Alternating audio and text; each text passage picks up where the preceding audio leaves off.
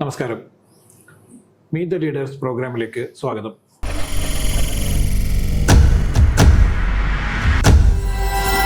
ഞങ്ങളെ സംബന്ധിച്ചുള്ള അപ്പോൾ അവർ ചില പ്ലാനുകൾ അവർ ചെയ്യുമ്പോൾ അത് അവർക്ക് അവരുടെ ഇഷ്ടം. ഞങ്ങൾക്കിപ്പോൾ 4 സീറ്റ് ചോദിക്കാൻ പറ്റും. പ്രതീക്ഷ നഷ്ടപ്പെട്ടു പോയത് ആരും പോയി ചെയ്യാനില്ല. ഐഡന്റിഫൈ ചെയ്യണം. കാരണം ഞാൻ ഇവിടുന്ന് ആരാ MP ഉള്ളത് പോയി പറയാനായിട്ട്, ഇത് പോയി ചെയ്യിക്കാനായിട്ട് ശ്രമിച്ചിട്ടുണ്ടോ? പക്ഷെ അതൊന്നും ആരും പോയിട്ടില്ല. അതൊക്കെയാണ് പ്രശ്നം. ഇപ്പൊ എല്ലാ സമുദായത്തിലുള്ള ആളുകളെയും ഇതിലേക്ക് കൊണ്ടുവരാനുള്ള പ്രവർത്തനങ്ങൾ ഞങ്ങൾ നടത്തുന്നു. അല്ലാതെ ഒരു പ്രത്യേക വിഭാഗത്തിലെ ആളുകളെ മാത്രം കൊണ്ടുവരിക എന്നുള്ളതല്ല ഞങ്ങളുടെ നിലപാട്. ഒരുപാട് കേസുകളും കാര്യങ്ങളും കൊടുത്തു കഴിഞ്ഞ സമയത്ത് അവിടെ എന്തെങ്കിലും തെളിവുണ്ടെങ്കിൽ ഞാൻ ഉത്തരം പറയാം. ഒരു തെളിവും ഇല്ല എന്നുള്ള തെളിഞ്ഞു കഴിഞ്ഞു, പിന്നെ ഞാൻ ഇതിന് ഉത്തരം പറയണം. വേഗം ഇവിടുന്ന് പോകുന്ന ആളുകൾക്ക് അവിടെ പോയി പറഞ്ഞാൽ അവർ കേൾക്കാത്ത അവസ്ഥയായിരുന്നു. ചെയ്യിക്കാൻ അവർക്ക് പറ്റിയില്ല. പക്ഷെ ഇന്നത്തെ പ്രശ്നം എന്താണ്? ഇതിനെപ്പറ്റി പറയാവുന്ന അവരുടെ ഇപ്പൊ BJP അല്ലെ NDA സർക്കാരിന്റെ കൂടെ നിൽക്കുന്ന ഒരു MP കേരളത്തിലില്ല. എന്നെ സംബന്ധിച്ചുള്ള ഒരു ബുദ്ധിമുട്ടുള്ള കാര്യമല്ല. ഞാൻ അതിന് ഉറപ്പ് വാങ്ങിച്ചിട്ടുണ്ട്. തീർച്ചയായും ഞാൻ ജയിച്ചാൽ 250 രൂപ റബ്ബറിന് വില ആയിരിക്കും.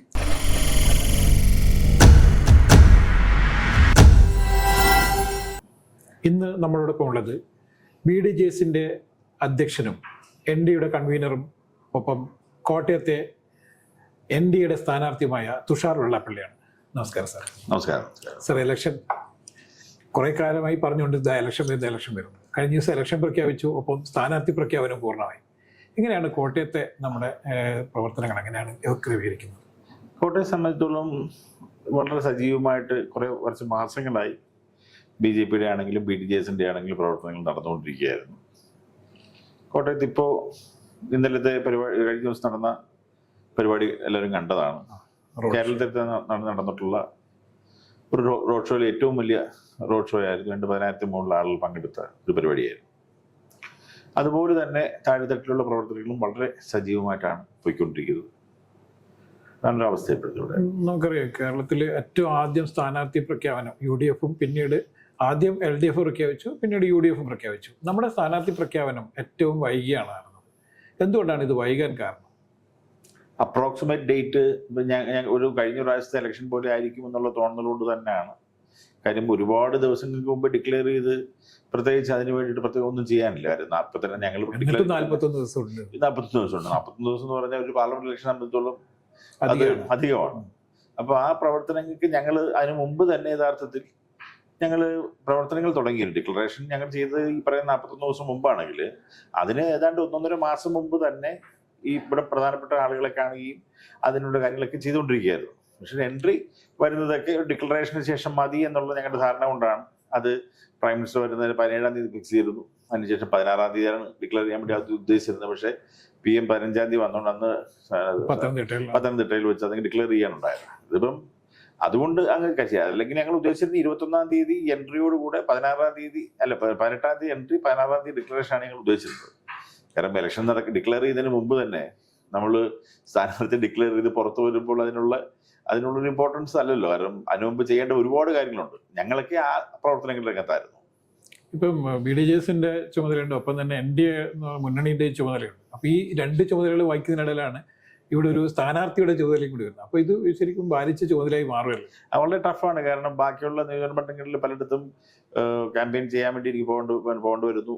ഇപ്പൊ ട്രിവാൻഡ്രത്താണ് കഴിഞ്ഞ ദിവസം പോയി, ഇപ്പൊ ഇടുക്കിയിൽ നിന്ന് പോയിട്ട് വന്നിരിക്കുകയാണ്. അങ്ങനെ പല സ്ഥലത്ത് പോകേണ്ടതുള്ളതുകൊണ്ട് ചില ബുദ്ധിമുട്ടുകളുണ്ട്. പക്ഷെ എന്നാലും ഞാൻ ആദ്യം മത്സരിക്കേണ്ട എന്നാണ് വിചാരിച്ചിരുന്നത്. ഞാനത് കേന്ദ്രത്തിൽ അറിയിച്ചിരുന്നു. പക്ഷെ അവരെല്ലാം അത് പാടില്ല, മത്സരിക്കണം എന്ന നിർബന്ധം ഉണ്ടായതുകൊണ്ടാണ് ഞാൻ മത്സരിക്കാൻ തീരുമാനിക്കുകയും അതിന് ശക്തമായി തന്നെ ഞങ്ങൾ മുമ്പോട്ട് പോവുകയും ചെയ്തത്. അപ്പോൾ നമ്മൾ BDJSന്റെ സ്ഥാനാർത്ഥികൾ ഇപ്പോൾ ചാലക്കുടിയിലാണ് മത്സരിക്കുന്നത്, പിന്നെ ഒന്ന് മാവേലിക്കരയിലാണ്, അപ്പോൾ ഒന്ന് കോട്ടയത്ത്, ഇടുക്കിയിലാണ്. കഴിഞ്ഞ പ്രാവശ്യം താങ്കൾ തന്നെ മത്സരിച്ചിരുന്നത് രാഹുൽ ഗാന്ധിയെ നേരിടാനാണ് ചുമതല ഉണ്ടായിരുന്നത്, വയനാട്ടിലായിരുന്നു. ഇത്തവണ മലബാർ ഏരിയയിലേക്ക് എന്തുകൊണ്ടാണ് തീരെ ശ്രദ്ധിക്കാതെ പോയത്, അല്ലെങ്കിൽ ഒരു മണ്ഡലം പോലും മത്സരിക്കാതെ? സംഘടനാപരമായി ഞങ്ങൾക്ക് പാലക്കാട് മുതൽ ഇങ്ങോട്ടാണ് BDJS ട്രിവാൻഡ്രം വരെയാണ് BDJS ശക്തിയുള്ള പ്രദേശം. ഞാൻ യഥാർത്ഥത്തിൽ തൃശ്ശൂരായിരുന്നു കഴിഞ്ഞ പ്രാവശ്യം മത്സരിച്ച് ഏതാണ്ട് അതിനുള്ള എല്ലാ പരിപാടിയും കഴിഞ്ഞിട്ട് 10-21 ദിവസം മുമ്പ് 22 ദിവസം മുമ്പാണ് രാഹുൽ ഗാന്ധി വയനാട്ടിൽ ഡിക്ലെയർ ചെയ്തത്. ആ ഡിക്ലെയർ ചെയ്ത സാഹചര്യത്തിൽ അവിടെ ആരെങ്കിലും ഒരു ശക്തനായിട്ടുള്ള സ്ഥാനാർത്ഥിയെ ഓപ്പോസിറ്റ് വേണം എന്നുള്ള ഒരു തീരുമാനത്തിന്റെ അടിസ്ഥാനത്തിൽ അന്ന് കേന്ദ്രത്തിൽ എന്നോട് പറഞ്ഞതിനനുസരിച്ചാണ് ഞാൻ ഇവിടുന്ന് അപ്പം തന്നെ മാറി നേരെ അങ്ങോട്ട് പോയി അവിടെ കണ്ടസ്റ്റ് ചെയ്യുണ്ടായത്. അന്ന് ഞങ്ങൾക്ക് പിന്നെ പാലക്കാട് ഒരു സീറ്റ് ഉണ്ടായിരുന്നു. അത് റിസർവേഷൻ സീറ്റായിരുന്നു. ആ സീറ്റിൽ ബാബുചേട്ടൻ എന്ന് പറയുന്ന ഞങ്ങളുടെ പഴയ KPMSന്റെ നേതാവായിരുന്നു അവിടെ മത്സരിച്ചത്. അദ്ദേഹം മരിച്ചുപോയി. അതുപോലെ അത്രയും നല്ലൊരു കാൻഡിഡേറ്റ് ഞങ്ങൾക്ക് അവിടെ ഇല്ലാത്തതുകൊണ്ടും ആണ് ആ സീറ്റ് ഞങ്ങൾ മാറ്റി പിന്നെ കോട്ടയത്തേക്കും. അതുപോലെ തന്നെ വയനാട് സംബന്ധിച്ചോളം ഞങ്ങളുടെ സംഘടനാ സംവിധാനം അത്ര വലിയ ശക്തമല്ല. അപ്പൊ അതുകൊണ്ട് തന്നെ അങ്ങനെ പ്രത്യേക സാഹചര്യത്തിൽ ഞാൻ അവിടെ പോയി മത്സരിക്കേണ്ടി വന്നതുകൊണ്ട് ആണ് അത് എനിക്ക് തരേണ്ടതെന്നുള്ള അറിയാവുന്നതുകൊണ്ട് തന്നെയാണ് BJP നേതൃത്വം അത് പിന്നെ നമ്മുടെ ചാലക്കുടിയാക്കി മാറ്റി തന്നത്. ഇപ്പം മത്സരിക്കുന്ന ഇപ്പം ചാലക്കുടി ആയാലും പിന്നെ കോട്ടയായാലും ഇടുക്കി ആയാലും കുറച്ചുകൂടി ക്രിസ്ത്യൻ മെജോറിറ്റിയുള്ള മണ്ഡലങ്ങളാണ് എന്നാണ് സാധാരണ പറയപ്പെടുന്നത്. അപ്പം ചാലക്കുടിയിൽ നേരെ തിരിച്ചാണ്, കുറച്ചൊക്കെ ഏറ്റവും കൂടുതൽ മറ്റ് വോട്ടുകൾക്ക് കൂടെയുള്ള സ്ഥലമാണ്. പക്ഷേ ഈ കോട്ടയവും അതുപോലെ തന്നെ ഇടുക്കിയിലും കുറച്ചുകൂടി ക്രിസ്ത്യൻ വോട്ടുകൾ കൂടുതലുള്ള സ്ഥലമാണ്. അപ്പോൾ ഇവിടുത്തെ മത്സരത്തെ എങ്ങനെയാണ് കാണുന്നത്? അത് തെറ്റാണ്. കാരണം ഈ പറയുന്ന ക്രിസ്ത്യൻ എല്ലാ കമ്മ്യൂണിറ്റി വോട്ടുള്ള സ്ഥലമാണ് കോട്ടയം എന്ന് പറയുന്നതും, അതുപോലെ തന്നെ ഈ പറയുന്ന പിന്നെ ഇടുക്കി എന്ന് പറഞ്ഞു നോക്കിയാലും അല്ലെങ്കിൽ ചാലക്കുടി നോക്കിയാലും ഇത് ഒരു അങ്ങനെ പറച്ചിൽ മാത്രമാണ്. ആരോ പറഞ്ഞുണ്ടാക്കിയ കഥ മാത്രമല്ല ഇപ്പൊ എന്നെ സംബന്ധിച്ചുള്ള ഇവിടെ ക്രിസ്ത്യൻ പിന്നെ ഭൂരിപക്ഷം ആയതുകൊണ്ട് എന്താ കുഴപ്പം? അവരെ സംബന്ധിച്ച് ഞാൻ എല്ലാ ക്രിസ്ത്യൻ പിന്നെ ദേവാലയങ്ങളുമായും ബിഷപ്പന്മാരുമായിട്ടും എല്ലാ തിരുമേനുമായിട്ടും അടുപ്പമുള്ള ആളാണ്. എൻ്റെ സുഹൃത്തുക്കൾ ഒരുപാട് പേര് ക്രിസ്ത്യാനികളാണ്. അവർ ഇവിടെ കോട്ടയത്ത് 30-35 വർഷമായിട്ട് ഞാൻ വ്യവസായം ചെയ്യുന്ന ആളാണ്. എനിക്കിവിടെ ഈ കോട്ടയമായിട്ട് വളരെ അടുത്ത ബന്ധമുള്ള ആളാണ്. അപ്പം അങ്ങനെ ഒരു പ്രത്യേകിച്ച് ആ സമുദായത്തിൽ കൂടുതൽ വോട്ട് കിട്ടും. ഈ രാഷ്ട്രീയ എതിരാളികൾ ചോദിക്കുന്ന മറ്റൊരു ചോദ്യം, BDJSന് കുറച്ചും കൂടി സാധ്യത ഉണ്ടായിരുന്ന ആലപ്പുഴ വേണ്ടാന്ന് വെക്കുന്നു, കൊല്ലം വേണ്ടാന്ന് വെക്കുന്നു. ഈ രണ്ട് മണ്ഡലങ്ങൾ യഥാർത്ഥത്തിൽ BDJSന് കൂടുതൽ ശക്തിയുള്ള സ്ഥലങ്ങളാണെന്ന് എല്ലാവർക്കും അറിയാൻ ചെയ്യാം. എന്തുകൊണ്ടാണ് അവിടെ സ്ഥാനാർത്ഥിയെ അങ്ങനെ പ്രത്യേകിച്ച് ഒരു കാര്യമുണ്ട്. കാരണം ഞങ്ങൾ കൂടുതൽ ആലപ്പുഴയേക്കാൾ സംഘടനാപരമായി ശക്തമായി കാര്യം ഒന്നാ ഞങ്ങൾ ചോദിച്ചാൽ തരണ്ടേ. ഈ ആലപ്പുഴയെ സംബന്ധിച്ചുള്ള ആലപ്പുഴ സീറ്റ് BJP ഞങ്ങൾക്ക് വേണമെന്ന് പറഞ്ഞ് തരുമോ? അവർ തരില്ല. അവർക്ക് അവരുടെ സ്ഥാനാർത്ഥിയും കാര്യങ്ങളും ഉണ്ട്. അതുപോലെ പിന്നെ കൊല്ലത്തെ സംബന്ധിച്ചോളം അവർക്ക് അവരുടേതായ ധാരണ. കാരണം ഞങ്ങള് ചോദിച്ചാണ് കൊല്ലം തരാൻ. പക്ഷെ കൊല്ലത്ത് ഇപ്പോഴും BJP സ്ഥാനാർത്ഥിയെ പ്രഖ്യാപിച്ചിട്ടില്ല. അത് അവര് വേറെ പലരും കൊണ്ടുവരാനുള്ള വലിയ പ്ലാൻ ആയിരിക്കില്ല ഇപ്പോൾ ഉണ്ടാകുന്നത്. ഇപ്പൊ കൊച്ചിയിലും അതുപോലെ തന്നെ സ്ഥാനാർത്ഥിയെ പ്രഖ്യാപിച്ചില്ല. എന്തെങ്കിലും വലിയ പ്ലാൻ ഉണ്ടോ നമുക്ക് അറിയില്ലല്ലോ. അതൊരു വലിയ പാർട്ടിയല്ലേ. ശരിയാണ്. പക്ഷെ എങ്കിൽ പോലും NDAയിൽ ഒരു വളരെ പ്രധാനപ്പെട്ട പാർട്ടിയാണല്ലോ BDJS. പക്ഷെ അങ്ങനല്ല. കാരണം ഞങ്ങളെ സംബന്ധിച്ചുള്ള അപ്പൊ അവര് ചില പ്ലാനുകൾ അവിടെ ചെയ്യുമ്പോൾ അത് അവർക്ക് അവരുടെ ഇഷ്ടം. ഞങ്ങൾക്ക് ഇപ്പൊ 4 സീറ്റ് ചോദിക്കാൻ പറ്റും ഇല്ലേ? ഇപ്പൊ കോട്ടയം ഞങ്ങളെ സംബന്ധിച്ചോളം വളരെ സജീവമായി നിൽക്കുന്ന സംഘടനാപരമായി, എന്നെ സംബന്ധിച്ചോളം വളരെ പിന്നെ ഒരുപാട് കണക്ഷനുകളുള്ള ഞങ്ങൾക്ക് എല്ലാ തരത്തിലും പറ്റിയ സീറ്റാണ് കോട്ടയം എന്ന് പറയുന്നത്. മാവേലിക്കര ഞങ്ങളുടെ റിസർവേഷൻ സീറ്റാണ്. ഞങ്ങൾക്ക് അവിടെ ബെസ്റ്റ് കാൻഡിഡേറ്റ് ഉണ്ട്. ഇടുക്കിയെ സംബന്ധിച്ചിടത്തോളം ഞങ്ങളുടെ സ്ഥാനാർത്ഥി അവിടെ വളരെ ശക്തമായി നിൽക്കുന്ന സംഘടനാപരമായിട്ടുള്ള BDJS വളരെ ശക്തമാണ്. ചാലക്കുടിയും അങ്ങനെയുള്ള സ്ഥലമാണ്. ആ സീറ്റുകളുടെ കാര്യം അവർ ആലപ്പുഴയിലേക്ക് മാറ്റി തന്നെ തയ്യാറാണ്. ഞങ്ങൾ ആലപ്പുഴയും ചോദിച്ചു, ഇടുക്കിയും ചോദിച്ചു, ഇവിടെ ചോദിച്ചിട്ടുള്ള ഞങ്ങൾ അവർ കാര്യം അവർക്ക് ചെറിയ വലിയ പ്ലാനുകളുണ്ട്. അപ്പൊ അതുകൊണ്ട് അവർക്ക് കാര്യം ഈ പറയുന്ന ചാലക്കുടിയെ സംബന്ധിച്ചോളം 2020 മത്സരിക്കുന്നുണ്ട്. അത് ത്രികോണ മത്സരമല്ല. അത് പിന്നെ നാല് പേര് ശക്തമായി നിൽക്കുന്നത്. ഇപ്പൊ ചാലക്കുടിയെ സംബന്ധിച്ചിടത്തോളം ചാലക്കുടിയിൽ കുറച്ചും കൂടി 2020 ശക്തവുമാണ്. അപ്പൊ അവരുടെ സാന്നിധ്യം അവിടെ ഇഷ്യൂ ആണ്. അവരുടെ ഇഷ്യൂ ആണ്. അത് ശക്തമായി തന്നെ അവിടെ പ്രവർത്തിച്ചേ പറ്റുമോ. 4 സ്ഥാനാർത്ഥികൾ ഒരുപോലെ മത്സരിക്കുന്ന ഒരു അവസ്ഥയിലേക്കാണ് അവിടെ വന്നിട്ടുള്ളത്. അപ്പൊ അതുകൊണ്ട് അവർക്ക് ഇച്ചിരി കൂടെ നമുക്ക് തരാൻ ഞങ്ങൾ എളുപ്പമായി എന്നുള്ളതല്ലാതെ ഈ പറയുന്ന ത്രികോണ മത്സരം നടക്കുന്ന ആലപ്പുഴയെ സംബന്ധിച്ചിടത്തോളം അവർക്ക് നല്ല പെർഫോമൻസ് ചെയ്യാൻ പറ്റും. നേരെ ഇടുക്കിയിലാണെന്നുണ്ടെങ്കിൽ നല്ല പിന്നെ കൊല്ലത്താണെങ്കിൽ നല്ലോണം പെർഫോം ചെയ്യാൻ പറ്റും. അതുകൊണ്ടാണ് വേറെ പ്രത്യേക കാര്യമൊന്നുമില്ല. ഇപ്പൊ കഴിഞ്ഞ പ്രാവശ്യം തൃശ്ശൂർ മത്സരിക്കാൻ തീരുമാനിച്ചാണ്. പിന്നെ തൃശ്ശൂരിൽ മാറി. ഇത്തവണ തൃശ്ശൂരിലാണ് ഏറ്റവും ആദ്യം തന്നെ NDA സ്ഥാനാർത്ഥിയെ തീരുമാനിച്ചതും നരേന്ദ്രമോദിജി തന്നെ 2 തവണ തൃശ്ശൂരിൽ വരികയും ഒക്കെ ചെയ്തു. അപ്പോൾ തൃശ്ശൂരിൽ ആദ്യഘട്ടത്തിൽ ഉണ്ടായിരുന്ന അത്രയും ഒരു സ്വീകാര്യത ഇപ്പം BJPയുടെ സ്ഥാനാർത്ഥിക്കില്ല എന്ന് പറഞ്ഞുകൊണ്ടുള്ള വലിയൊരു പ്രചരണം നടക്കുന്നത്. അതിനുള്ള കാരണമായി പറയുന്നത് അദ്ദേഹം കുറച്ചും കൂടി സവർണ മേധാവിത്വം പുലർത്തുന്ന ഒരു സ്ഥാനാർത്ഥിയാണെന്ന് അങ്ങനെ ഒരു ഇത് കേട്ടിരുന്നു. അങ്ങനെ ഞാൻ കേട്ടിട്ടില്ല. ചുമ്മാ ചില ആളുകൾ സോഷ്യൽ മീഡിയയിലൊക്കെ പറഞ്ഞുണ്ടാക്കുന്ന കഥകൾ മാത്രമാണ്. അവിടെ ശക്തമായി തന്നെ സുരേഷ് ഗോപി മത്സരിക്കുന്നുണ്ട്. അവിടെ എല്ലാ വിഭാഗത്തിന്റെ വോട്ട് അദ്ദേഹത്തിന് കിട്ടും. അദ്ദേഹത്തിന് അവിടെ ജയിക്കാനുള്ള ഒരുപാട് സാധ്യതകൾ നിൽക്കുന്ന സ്ഥലമാണല്ലോ. അങ്ങനെ വരുന്ന സമയത്ത് എന്താണ് ഇങ്ങനെയുള്ള അനാവശ്യ കഥകൾ ഉണ്ടാക്കി വിടാൻ പലരും താല്പര്യം കാണിക്കും. അത്രേ ഉള്ളൂ. ഇപ്പോൾ BDJS രൂപീകരിച്ചതിന് ശേഷം 2ാമത്തെ പാർലമെന്റ് തെരഞ്ഞെടുപ്പാണിത്. അപ്പം ഒരു ആദ്യത്തെ പാർലമെന്റ് തെരഞ്ഞെടുപ്പ് കഴിഞ്ഞു, പിന്നീട് നിയമസഭാ തെരഞ്ഞെടുപ്പ് കഴിഞ്ഞു, വീണ്ടും ഒരു പാർലമെന്റ് തെരഞ്ഞെടുപ്പിലേക്ക് എത്തിയിരിക്കുകയാണ്. അപ്പം ഇങ്ങനെയാണ് തുടർന്ന് അങ്ങോട്ടുള്ള ഒരു പ്രവർത്തനത്തെ എങ്ങനെ ഏത് രീതിയിലാണ് ക്രോഡീകരിക്കാൻ ഉദ്ദേശിക്കുന്നത്? ഇപ്പൊ ഞങ്ങളെ സംബന്ധിച്ചുള്ള എക്സ്പീരിയൻസ്ഡ് പൊളിറ്റിക്കൽ പാർട്ടി ആയിരുന്നു. അപ്പൊ അതുകൊണ്ട് തന്നെ ഒരു പാർലമെന്റ് ഇലക്ഷൻ എങ്ങനെ ഫേസ് ചെയ്യണം, നമുക്കൊരു നിയമസഭാ ഇലക്ഷൻ വരുമ്പോൾ എങ്ങനെ ഫേസ് ചെയ്യണം, ഒരു പഞ്ചായത്ത് ഇലക്ഷൻ വരുമ്പോൾ എങ്ങനെ ഫേസ് ചെയ്യണം എന്നുള്ള വ്യക്തമായ ധാരണ ഞങ്ങൾക്കുണ്ട്. അതുകൊണ്ട് തന്നെ എൻ്റെ കോർഡിനേഷൻസും ബാക്കിയുള്ള കാര്യങ്ങളും ഞാൻ മാത്രമല്ല, എന്നോടൊപ്പം ഒരുപാട് എക്സ്പീരിയൻസ്ഡ് ആയിട്ടുള്ള ആളുകളുമുണ്ട്. അപ്പം അതുകൊണ്ട് ഞങ്ങൾക്ക് അത് വലിയ ബുദ്ധിമുട്ടായിട്ട് തോന്നുന്നില്ല. വളരെ കൃത്യമായി ഞങ്ങൾ കോർഡിനേറ്റ് ചെയ്ത് പോയിക്കൊണ്ടിരിക്കുകയാണ്. ഇപ്പം താങ്കൾ BDJസിൻ്റെ നേതാവായിരിക്കുമ്പോൾ തന്നെ ഒരു സമുദായ സംഘടനയുടെ ഒരു നേതാവ് കൂടിയാണ്, അല്ലെങ്കിൽ യുവ നേതൃത്വ നിലയിൽ ഏറ്റവും ശക്തനായ നേതാവ് കൂടിയാണ്. അപ്പം ഈ സമുദായത്തിൻ്റെ പിന്തുണ പൂർണ്ണമായും ലഭിക്കുകയായിരുന്നെങ്കിൽ ഇപ്പം BDJS യഥാർത്ഥത്തിൽ വലിയ നിർണായകമായ ശക്തിയായി മാറേണ്ടതാണ് കേരളത്തിൽ.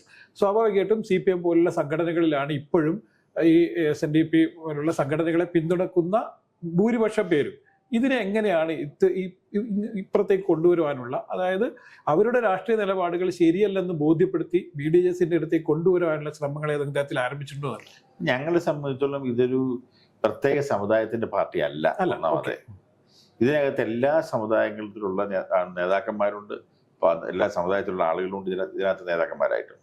അതുകൊണ്ട് ഇപ്പൊ എല്ലാ സമുദായത്തിലുള്ള ആളുകളെയും ഇതിലേക്ക് കൊണ്ടുവരാനുള്ള പ്രവർത്തനങ്ങൾ ഞങ്ങൾ നടത്തുന്നു. അല്ലാതെ ഒരു പ്രത്യേക വിഭാഗത്തിലെ ആളുകളെ മാത്രം കൊണ്ടുവരിക എന്നുള്ളതല്ല ഞങ്ങളുടെ നിലപാട്. എല്ലാ സമുദായത്തിലെ ആളുകളും വരുന്നുണ്ട്, എല്ലാ സമുദായത്തിലെ ആളുകളും ഇതിനകത്ത് നേതാക്കന്മാരുണ്ട്. അങ്ങനെയാണ് പോയിക്കൊണ്ടിരിക്കുന്നത്. അപ്പോൾ നേരത്തെ ഈ SNDPയുടെ നേതൃത്വത്തിൽ തന്നെ നമ്പൂതിരി മുതൽ നായാടി വരെ എന്ന് പറഞ്ഞൊരു കോമൺ പ്ലാറ്റ്ഫോം ഒക്കെ ഉണ്ടാക്കാൻ വേണ്ടി ഒരു ശ്രമം നടന്നിരുന്നു. പക്ഷെ എന്തുകൊണ്ടോ അത് പിന്നീട് റിയാലിറ്റിയിലേക്ക് വന്നില്ല. അതുപോലെ തന്നെ BDJS ഇപ്പോൾ പറയുന്ന എല്ലാ വിഭാഗം ആളുകളെയും കൊണ്ടുവരാൻ ശ്രമിക്കുന്നുവെന്ന്. പക്ഷേ പല ആളുകളും കൂടെ നിന്ന ആളുകൾ തന്നെ പിന്നീട് ചില ആളുകളൊക്കെ മാറിപ്പോകുന്നൊക്കെ കണ്ടിട്ടുണ്ട്. സുഭാഷ് വാസ് പോലുള്ള അതിൽ കൂടെ ഉണ്ടായിരുന്ന ആളുകൾ അവരൊക്കെ തിരിച്ചു ജോയിൻ ചെയ്തു. അപ്പൊ ഇപ്പം ഞങ്ങളുടെ കൂടെ നിന്ന് പോയവരെല്ലാരും എന്ന് പറയുന്നത് അവർക്ക് തന്നെ തിരിച്ചറിവുണ്ടായി, അവരെല്ലാം തിരിച്ചു വന്നു. തോന്നിയിട്ടുണ്ട്. ഇപ്പൊ ഇതിനിടയിൽ തന്നെ ഉണ്ടായ ചില വിവാദങ്ങളൊക്കെ ഏതെങ്കിലും തരത്തിൽ പാർട്ടിയുടെ പ്രവർത്തനത്തെ ബാധിച്ചു? ഏതാ വിവാദം? അത് ഈ BDJസുമായി ബന്ധപ്പെട്ടല്ല. ഒരു തരത്തിലുള്ള വിവാദങ്ങളും ഞങ്ങളുമായി ബന്ധപ്പെട്ട എന്തുണ്ടായിട്ട് ഒരു വിവാദങ്ങളും ഇല്ല. അതൊക്കെ തോന്നലുകൾ മാത്രമാണ്. ഒരു കേസോ അല്ലെങ്കിൽ എന്തെങ്കിലും വിവാദമോ എന്തെങ്കിലും തെളിവുകളോ എന്നെ കുറിച്ചിട്ടോ അല്ല ഒന്നുമില്ല. അതിനകത്തൊക്കെ ആരെങ്കിലും എന്തെങ്കിലും അഭ്യൂഹങ്ങൾ പറയുന്നതല്ലാതെ ഒരു തെളിവുമായി ആരെങ്കിലും വരാൻ പറ്റിയിട്ടുണ്ടോ? അല്ല, പിന്നീട് പക്ഷെ ഇത്തരത്തിലുള്ള ചില ചർച്ചകൾ പോലും ശരിക്കും പറഞ്ഞാൽ എനിക്ക് ആ ചർച്ചയെ കുറിച്ച് മനസ്സിലാതെ ഞാൻ പറഞ്ഞു. പൊളിറ്റിക്സ് അല്ലാണ്ട് ഞാൻ അതിലേക്ക് പോകുന്നില്ല. താങ്കൾക്കറിയാം എന്തുകൊണ്ടാണ് ഞാൻ പോകാത്തത്. ഇപ്പോൾ പൊളിറ്റിക്കലി തന്നെ ആന്ധ്രയിൽ തെലങ്കാനയിൽ ഉണ്ടായ ചില രാഷ്ട്രീയ സംഭവങ്ങളായിട്ട് താങ്കളുടെ പേര് വലിച്ചെടുക്കുന്നതാണ്. മാധ്യമങ്ങളിലൊക്കെ താങ്കൾ അവിടെ വലിയ രാഷ്ട്രീയ അട്ടിമറിക്ക് വേണ്ടി ശ്രമിച്ചു എന്നൊക്കെ പറഞ്ഞുകൊണ്ട് വാർത്ത വന്നു. എങ്ങനെയാണ് ഇത്തരം വാർത്തകൾ വരുന്നത്? ഞാൻ ഒരു തെളിവില്ലാത്ത കാര്യത്തിൽ അദ്ദേഹം തന്നെ എന്തെങ്കിലും തെളിവുണ്ടാക്കാൻ കഴിഞ്ഞോ? ഒരുപാട് കേസുകളും കാര്യങ്ങളും കൊടുത്തു കഴിഞ്ഞ സമയത്ത് അവിടെ എന്തെങ്കിലും തെളിവുണ്ടെങ്കിൽ ഞാൻ ഉത്തരം പറയാം. ഒരു തെളിവില്ല എന്നുള്ള തെളിഞ്ഞു കഴിഞ്ഞു, പിന്നെ ഞാൻ ഇതിന് ഉത്തരം പറയണം. കേരളത്തിലേക്ക് വരികയാണെങ്കിൽ കേരളത്തിൽ രണ്ടാം പിണറായി സർക്കാർ അധികാരത്തിൽ വന്ന് 3 വർഷം കഴിയുന്നു. നമ്മളിപ്പോ ചർച്ച ചെയ്തുകൊണ്ടിരിക്കുന്ന വിഷയം central politics, Kerala politics mix ചെയ്യേണ്ട ആവശ്യം അല്ല. ഞാൻ പറയുന്നത് ഇങ്ങനെയുള്ള ഒരു ഭാഗത്തിൽ CPMന്റെ നേതൃത്വത്തിൽ അതിശക്തമായ ഒരു മുന്നണി ഇവിടെ നിലനിൽക്കുന്നു. അപ്പം 2ാം തവണയും കൂടി അധികാരത്തിൽ വന്നതോടുകൂടി CPMന്റെ അല്ലെങ്കിൽ LDF അതിശക്തമായി തീർന്നു എന്നാണ് അവകാശപ്പെടുന്നത്. ഇതേ സമയത്ത് തന്നെ ദേശീയ രാഷ്ട്രീയത്തിൽ ഏറ്റവും ശക്തനായ ഒരു നേതാവിൻ്റെ കീഴിലാണ് NDA എന്നുള്ള സംഘടന മുന്നോട്ട് പോകുന്നത്. അപ്പോൾ ഈ 2 പൊളിറ്റിക്സിനെയാണ് കേരളത്തിലുള്ള ആളുകൾ അല്ലെങ്കിൽ കേരളത്തിലെ വോട്ടർമാർ നേരിടേണ്ടത്. അപ്പോൾ ദേശീയ പൊളിറ്റിക്സിൽ ആണ് പ്രാധാന്യം നൽകേണ്ടതെന്ന് പറയുന്ന സമയത്ത് ദേശീയ രാഷ്ട്രീയത്തോട് ഈ കേരളത്തിലെ ആളുകൾ പലപ്പോഴും വിമുഖത കാണിക്കാറുണ്ട്. ഇതിനെങ്ങനെയാണ് നമ്മുടെ വോട്ടാക്കി മാറ്റുന്നത്? വിമുഖത കാണിച്ചത് കഴിഞ്ഞ പ്രാവശ്യം മാത്രമാണ്. കഴിഞ്ഞ പ്രാവശ്യം കാണിച്ചതിന് കാരണം എന്താണ്? കാര്യം രാഹുൽ ഗാന്ധി കേരളത്തിൽ മത്സരിക്കുന്നു, അദ്ദേഹം പ്രധാനമന്ത്രിയാകുമെന്നുള്ള വലിയ തരത്തിലുള്ള വാർത്തകൾ കേരളത്തിലെ മുഴുവൻ മാധ്യമങ്ങളും സാധാരണ ജനങ്ങളും ഇപ്പോൾ വിശ്വസിച്ചു. അതുകൊണ്ട് മാത്രമാണ് അന്ന് ഈ പറയുന്ന വലിയ രീതിയിൽ 19 സീറ്റിലും ഈ പറയുന്ന UDF ജയിക്കുകയുണ്ടായത്. പക്ഷെ ഇന്നത്തെ സാഹചര്യം അതല്ല. ഇപ്പൊ നമുക്കറിയാം, ഇവിടെ 400 ആണോ 402 ആണോ 410 എന്ന് മാത്രമേ സംശയമുള്ളൂ. അത്രയധികം ഭൂരിപക്ഷത്തോടെ ഈ NDA അധികാരത്തിൽ വരുമെന്ന് ഇന്ത്യയിലുള്ള ഏത് കൊച്ചു കുട്ടിക്കും അറിയാം. അതുപോലെ തന്നെ ഈ പറയുന്ന കോൺഗ്രസിന്റെ വലിയ നേതാക്കന്മാർക്ക് 38 ആകുമോ 36 ആകുമോ 40 കിട്ടണം എന്നാണ് അവരൊക്കെ പ്രതീക്ഷിച്ചുകൊണ്ടിരിക്കുന്നത്. അപ്പൊ ആ ഒരു സാഹചര്യത്തിൽ കേരളത്തെ പോലൊരു സംസ്ഥാനത്തിന് ഒറ്റയ്ക്ക് പിടിച്ചിരിക്കാൻ കഴിയില്ല എന്നുള്ള കാര്യം നമ്മളിവിടെ തെളിയിക്കപ്പെട്ട് കഴിയും. അപ്പൊ അതുകൊണ്ട് തന്നെ ദേശീയ രാഷ്ട്രീയം എന്നും ഇന്ന് NDAയുടെ ഒപ്പമാണ് തിരിച്ചറിയുന്ന മലയാളികൾ തീർച്ചയായും. കാരണം നമ്മുടെ ഡെവലപ്മെന്റ്, നമ്മുടെ ഇൻഫ്രാസ്ട്രക്ചർ ഡെവലപ്മെന്റുകൾ മുഴുവൻ ഇന്ന് കേരളം നടപ്പിലാക്കിക്കൊണ്ടിരിക്കുന്ന സെൻട്രൽ ഗവൺമെന്റാണ്.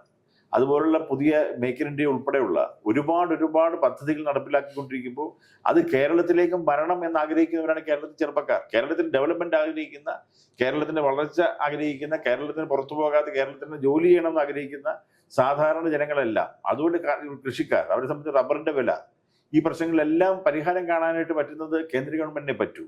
അതിന് ഇച്ഛാശക്തിയുള്ള ഗവൺമെന്റ് ഉണ്ടാകണം. അത് തീർച്ചയായും നടപ്പിലാക്കാൻ കഴിയുന്ന ഗവൺമെന്റാണ് ഇന്നിരിക്കുന്ന സർക്കാർ എന്ന് അറിയാവുന്ന മനുഷ്യന് മുഴുവൻ. അതുകൊണ്ട് NDAക്ക് അനുകൂലമായിട്ടായിരിക്കും ഇപ്രാവശ്യത്തെ വലിയ ഒരു വോട്ട് ഷിഫ്റ്റ് ഉണ്ടാകും എന്നുള്ള കാര്യത്തിൽ യാതൊരു സംശയം നോക്കാൻ ആവശ്യമില്ല.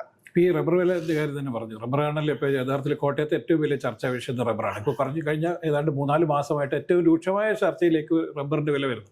റബ്ബറിന്റെ വില 250 എത്തിക്കാൻ പറ്റുമോ? ഞാനൊരു റബ്ബർ കർഷകനാണ്. ഈ റബ്ബറിന്റെ വില ഞാൻ പറഞ്ഞല്ലോ. കാര്യം ഇത് കൃത്യമായി ഞാൻ ഈ ഇങ്ങനെ ഒരു സിറ്റുവേഷൻ ഉണ്ടായ സമയത്ത് ഇവിടുത്തെ ഏറ്റവും വലിയ പ്രശ്നം എന്ന് പറയുന്നത് റബ്ബർ എന്ന് ശരിക്കും പറഞ്ഞാൽ ആ പറയുന്നത് തെറ്റാണ്. കാര്യം കേരളത്തിലെ ഏതാണ്ട് ഒരു ജില്ല ഒഴികെ ബാക്കിയുള്ള എല്ലാ ജില്ലകളിലുമുള്ള ഒരു വലിയ കൃഷിയാണ് റബ്ബർ എന്ന് പറയുന്നത്. ആലപ്പുഴ മാത്രമാണ് ഈ റബ്ബർ ഇല്ലാത്തത്. ഇത് ഇത്രയും കാലങ്ങളായി വില കുറഞ്ഞു, പല പ്രശ്നങ്ങളുണ്ടായി. ചുമ്മാതെ അവിടെ നാട്ടുകാരെ പറ്റിക്കാൻ വേണ്ടി ഇതിന്റെ ഇലയെടുത്ത് കൊടുക്കുകയും ഷീറ്റ് കൊണ്ട് കൊടുക്കുകയും ഉടുപ്പുണ്ടാക്കുകയും പരിപാടി എന്നുള്ളതല്ലാതെ എന്ത് ചെയ്യാൻ കഴിഞ്ഞു ഇവർക്ക്? ഞാനിതിനെക്കുറിച്ച് ചർച്ച ചെയ്തു. ഇതിനെക്കുറിച്ച് എന്താണ് ഇതിന്റെ ടെക്നിക്കൽ സൈഡും കാര്യങ്ങളൊക്കെ ഞാൻ മനസ്സിലാക്കിയ ശേഷമാണ് ഞാൻ എൻ്റെ നേതൃത്വത്തോട് സംസാരിച്ച് കഴിഞ്ഞപ്പോൾ തീർച്ചയായും നമുക്ക് 250 ആക്കുന്നതിന് യാതൊരു പ്രശ്നവും നമുക്ക് ഉണ്ടാകില്ല. അതിന് വേണ്ടിയിട്ടുള്ള നടപടിക്രമങ്ങൾ ചെയ്യുന്നതിന് വലിയ ബുദ്ധിമുട്ടുള്ള കാര്യമല്ല. ഒരു കാര്യം മനസ്സിലാക്കേണ്ടത്, കേരളത്തിൽ വളരെ കുറച്ച് ആളുകൾ ചെയ്യുന്ന ഒരു കൃഷിയാണ് ഈ റബ്ബർ എന്ന് പറയുന്നത്. ഇന്ത്യയെ സംബന്ധിച്ചിടത്തോളം ഇന്ത്യയിൽ ഏതാണ്ട് 10-12 ലക്ഷം ആളുകൾ മാത്രം കൃഷി ചെയ്യുന്ന ഒരു കൃഷിയാണ്. കേരളത്തിന്റെ ഒരു സവിശേഷ പ്രത്യേകത കാര്യം ഇപ്പൊ നമ്മള് മംഗലാപുരത്തുണ്ട്. പക്ഷെ മംഗലാപുരം സംബന്ധിച്ചോളം അവിടുത്തെ MP-ക്ക് ഇതൊരു വിഷയമല്ല. അത് വളരെ ചെറിയൊരു കൃഷിയാണ് അവിടെ. അത് മാത്രമല്ല, ഇത് കൃഷി ചെയ്യുന്ന മുഴുവൻ മലയാളികളാണ്. ഇപ്പൊ കേരളത്തെ സംബന്ധിച്ചിടത്തോളം ഈ പറയുന്ന 12 ലക്ഷം പേരെന്ന് പറയുന്നത് കോട്ടയം നിയോജകമണ്ഡലത്തിലുള്ള ആളേ ഉള്ളൂ. ഈ കോട്ടയം നിയോജകമണ്ഡലത്തിലുള്ള ആളേ ഉള്ളൂ. ഇവിടുന്ന് BJP-യുടേതായിട്ടോ അല്ലെ അവരുടെ ഗവൺമെന്റ് സപ്പോർട്ട് ചെയ്യുന്ന ഒരാളും അങ്ങോട്ട് ചെല്ലുന്നില്ല. അല്ലെങ്കിൽ അതിനൊന്നും നിലപാടെടുത്തുകൊണ്ട് അവർക്ക് എന്ത് ഗുണം? അതേ സമയത്ത് മറ്റുള്ള സ്ഥലങ്ങളിൽ നോക്കുമ്പോൾ എന്താണ് സാധാരണ ഇവര് ഇപ്പം എന്താ പറയുന്നത്, ഇപ്പം നമ്മുടെ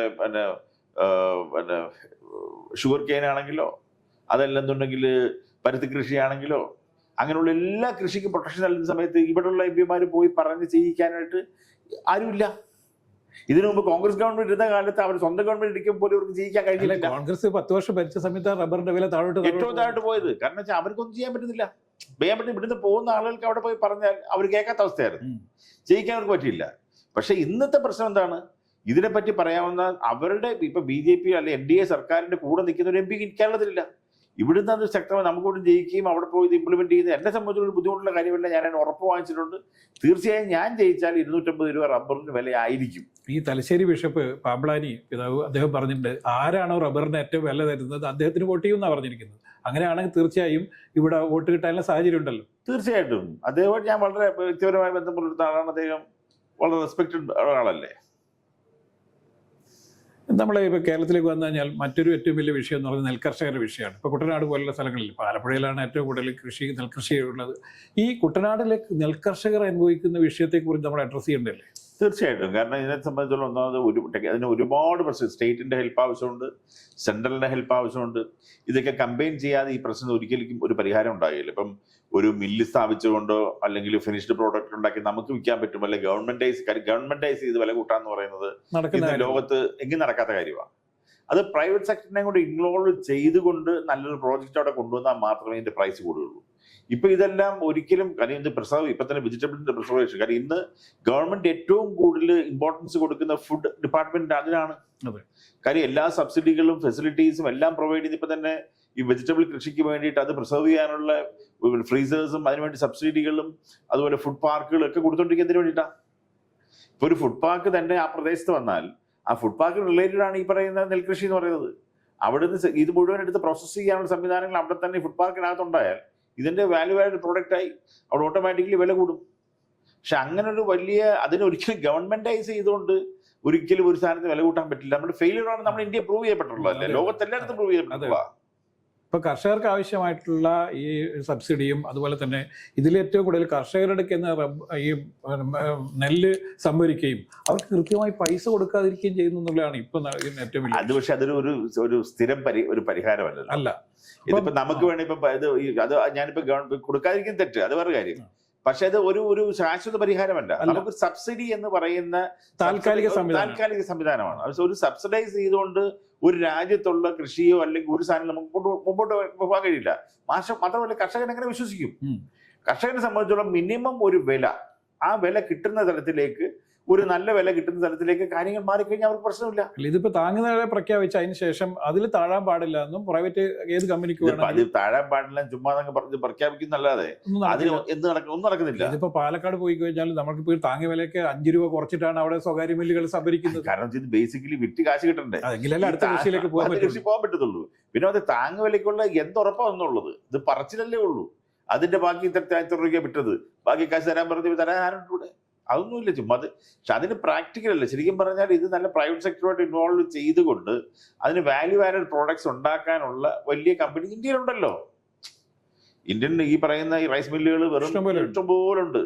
നല്ല കമ്പനികളെ കൊണ്ടുവന്ന് അതിനുള്ള അവർക്ക് കിട്ടാനുള്ള സാധനം ഇപ്പൊ തന്നെ ഒന്നും വേണ്ട. ഈ കൃഷി സ്ഥലത്ത് നിന്ന് മിനിമം എത്ര രൂപ വെച്ച് വാങ്ങിക്കണം, ആ പ്രദേശത്തുള്ള നെല്ല് എങ്ങും വേറെ കൊടുക്കാൻ വേണ്ടി പാടില്ല എന്ന് പറഞ്ഞു കഴിഞ്ഞാൽ ഓട്ടോമാറ്റിക്കലി ഈ പറയുന്ന ഒരു കമ്പനിക്കാർ വരും. അല്ലെങ്കിൽ അങ്ങനെയുള്ള എന്തെങ്കിലും നല്ല പ്രോജക്ട്സ് കൊണ്ടുവന്നു കഴിഞ്ഞാൽ പ്രൈസ് കൂടി കിട്ടാത്തതാണ് നമ്മുടെ പ്രശ്നം. തമിഴ്നാട്ടിൽ പൊള്ളാച്ചിയിലൊക്കെ ഈ സിസ്റ്റം നടപ്പിലാക്കുന്നുണ്ട്. അവിടെ ഇഷ്ടംപോലെ കമ്പനികൾ, റൈസ് കമ്പനികൾ പോയി നേരിട്ട് ഇത് വാങ്ങിച്ച് അവിടെ തന്നെ ഇത് പ്രോസസ് ചെയ്ത് പാക്ക് ചെയ്തിട്ട് വിദേശത്ത് അടക്കം കയറ്റുമതി ചെയ്യുന്നുണ്ട്. കർഷകർക്കും അവിടെ ലാഭം കിട്ടുന്നുണ്ട്. നമുക്ക് അതിന് പകരം നമ്മളിവിടെ കൊണ്ടുവന്ന് മില്ലുണ്ടാക്കാം, അവിടെ യൂണിയൻ ഉണ്ടാക്കിയ കുറെ തൊഴിലാളി ജോലി കൊടുക്കാം. ഇതൊന്നും എന്നിട്ട് പിന്നെ അവസാനം കൊണ്ടുവന്ന് നമ്മൾ ബംഗാളി നാളെ കൊണ്ട് ജോലി ചെയ്യേണ്ടി വരും. അല്ല, ഇതിപ്പോ പാലക്കാട് മില്ല് സ്ഥാപിച്ചു സർക്കാർ, ഒരു കാര്യം ഉണ്ടായില്ല, നടക്കില്ല. അതല്ല ഞാൻ പറഞ്ഞത്, പ്രൈവറ്റൈസ് ചെയ്തുകൊണ്ട് അവിടെ പ്രൈവറ്റ് കമ്പനിയെ പ്രൊമോട്ട് ചെയ്യാനുള്ള കാര്യങ്ങൾ വരുമ്പോൾ അവിടെ കോമ്പറ്റീഷൻ ഉണ്ടാവും, പ്രോഡക്റ്റിന് വില കിട്ടും. കാര്യം ഈ നെല്ല് വാങ്ങിക്കുന്ന വിലയായിട്ട് ഒരു ബന്ധമില്ലല്ലോ, വിൽക്കുന്ന വില ഒരു ബന്ധമില്ലല്ലോ. പിന്നെ എത്രയോ ബൈ പ്രോഡക്ട്സ് കിട്ടുന്നു. അതെ അതെ. ഇപ്പൊ ഒരു നെല്ല് എടുത്ത് കുത്തിക്കഴിയുമ്പോൾ കിട്ടുന്ന ബൈ പ്രോഡക്ട്സ് എന്തൊക്കെ, ഇതിന്റെ പ്രോസസ് ചെയ്ത് കഴിയുമ്പോഴത്തേക്ക് ആ ഫുഡിന്റെ ഓരോന്നിന് പ്രൈസ് ഉണ്ട്. പുട്ടുപൊടിയാണെങ്കിലും അരിപ്പൊടിയാണെങ്കിലും അതല്ലെന്നുണ്ടെങ്കിൽ ദോശമാവാണെങ്കിലും ഒക്കെ അതിന്റെ വില മാറുകയല്ലേ. അപ്പൊ അവരെ സംബന്ധിച്ചുള്ള ഈ ഒരു നെൽകർഷകന് കൊടുക്കുന്നതും അവൻ തന്നെ പോയി ഒരു പുട്ടുപൊടി വാങ്ങിക്കുമ്പോൾ വിലയും തമ്മിൽ വല്ല ബന്ധമുണ്ടോ? ഒരു ബന്ധമില്ല. ഒരു 10 ഇരട്ടി വിലക്കാ വെക്കുന്നത്. അത് നല്ല കമ്പനികൾ വന്ന് അവർ ഉണ്ടാകുമ്പോൾ അവരെ സംബന്ധിച്ചുള്ള അവർ ആ പ്രൈസ് കൊടുക്കുക, അവർക്ക് പ്രശ്നമില്ല. ഇപ്പൊ കേരളത്തിൽ നിന്ന് ഇത്തവണ NDAക്ക് 2 അക്ക നമ്പർ തികയ്ക്കുമെന്നാണ് പറയുന്നത്. 2 അക്ക നമ്പർ തികക്കാൻ പറ്റുന്ന ഒരു സാഹചര്യം യഥാർത്ഥ കേരളത്തിലുണ്ടോ? ഞാൻ ചോദിച്ചത് സാഹചര്യം ഉണ്ടെന്ന് ചോദിക്കുന്നത് പൊളിറ്റിക്കൽ മറ്റ് പാർട്ടികൾ, അതായത് LDFും UDFും BJP ഒക്കെ ശക്തമായി നിൽക്കുന്ന ഒരു സ്ഥലം തന്നെയാണ് കേരളം. എങ്കിൽ പോലും ഇവിടെ ഈ പരസ്പരം അങ്ങോട്ടും LDFും UDFും തമ്മിലുള്ള ചില അഡ്ജസ്റ്റ്മെന്റുകളാണല്ലോ നടക്കുന്നത്. അതുകൊണ്ട് ചോദിച്ചാൽ അഡ്ജസ്റ്റ്മെന്റ് ഇല്ലെങ്കിൽ ഈ രണ്ടക്കം സംഘത്തിലേക്ക് എത്തുന്ന വലിയ ബുദ്ധിമുട്ടുള്ള കാര്യമൊന്നുമില്ല. കാര്യം ഒരു കാര്യം മനസ്സിലാക്കണം. ഇപ്പൊ ത്രിപുര എടുത്ത് നമ്മൾ പരിശോധിച്ചാൽ എന്താ അവസ്ഥ? ത്രിപുര വാഷ് ഔട്ട് ആയിപ്പോയില്ലേ? വാഷ് ഔട്ട് ആയില്ലേ? 33 വർഷം ഭരിച്ച പാർട്ടി 33 വർഷം ഭരിച്ചാണല്ലോ. കേരളത്തിലും വാഷ് ഔട്ട് ആകാൻ വലിയ സമയമൊന്നും ആവശ്യമില്ല. ഞാൻ ആദ്യം ചോദിച്ചൊരു ചോദ്യമുണ്ട്. അതായത് SNDPയുടെ കൂടെയുള്ള ഈഴവ സമുദായമാണ് ഏറ്റവും കൂടുതൽ CPMന്റെ കൂടെ നിൽക്കുന്ന സംഘടന, അല്ലാന്ന് പറയാൻ പറ്റില്ല. CPM എന്നുള്ള സംഘടന ഏറ്റവും ശക്തമായി നിൽക്കുന്നത് ഈ സമുദായത്തിന്റെ ഏറ്റവും ശക്തമായ പിന്തുണയോടാണ്. എന്തുകൊണ്ടാണ് ആ സംഘടനയെ അല്ലെങ്കിൽ അത്തരം ആളുകളെ നമ്മുടെ കൂടെ കൊണ്ടുവരാൻ പറ്റാത്തതെന്ന് ചോദിച്ചു. ഞാൻ പറഞ്ഞില്ല, എല്ലാ സമുദായത്തിനുമുള്ള ആളുകൾ ഞങ്ങളുടെ കൂടെ ഉണ്ട്. ഇപ്പൊ BDJയെ സംബന്ധിച്ചോളം കഴിഞ്ഞ പ്രാവശ്യം പിന്നെ 2014 ഇലക്ഷൻ നടക്കുമ്പോൾ NDA എന്ന് പറയുന്ന ഒരു സംവിധാനം ഉണ്ടാകുന്ന അന്നാണ്. ഞങ്ങളൊരു ഒരു പൊളിറ്റിക്കൽ പാർട്ടി ഉണ്ടാക്കി വരുമ്പോൾ കഴിഞ്ഞ എത്രയോ വർഷങ്ങളായി 6% വോട്ടായിരുന്നു BJPക്ക് ഉണ്ടായിരുന്നത്. ഒറ്റയടിക്കത് 16%. 16 ചില മണ്ഡലങ്ങളിൽ 22 ഇപ്പൊ ഏതാണ്ട് എല്ലാ സ്ഥലത്തും 20-22 മുഴുവൻ കടന്നു വന്ന് വരികയാണ്. അപ്പൊ അതൊക്കെ ഈ പറഞ്ഞ BDJസിലേക്ക് വരുന്ന ആളുകളുടെ, അതുപോലെ BJPയിലേക്ക് ആളുകൾ കൂടുന്നതിന്റെയും ഒരു ലക്ഷണമാണത്. അപ്പൊ ആളുകൾ മാറിക്കൊണ്ടിരിക്കുക. പഴയതുപോലെ എല്ലാവരെയും പറഞ്ഞ് നമുക്ക് പറ്റിച്ച് നിർത്താൻ പറ്റില്ല. ആളുകൾ റിയാലിറ്റി മനസ്സിലാക്കുന്നു, ഇന്ത്യയുടെ ഡെവലപ്മെന്റ്സ് മനസ്സിലാക്കുന്നു, മറ്റുള്ള സംസ്ഥാനങ്ങൾ കാണുന്നു, ലോകരാജ്യങ്ങൾ എങ്ങനെയാണ് ഇന്ത്യയെ ഇന്ന് കാണുന്നത് കാണുന്നു. അങ്ങനെ ഒരുപാട് കാര്യങ്ങളുണ്ട് അതിനകത്ത്. ആ ഫാക്ടേഴ്സ് മുഴുവൻ. കാര്യം ഇന്ത്യയിലെ ഏതാണ്ട് 60-70% ചെറുപ്പക്കാരാണ്. 69% ചെറുപ്പക്കാരാണ്.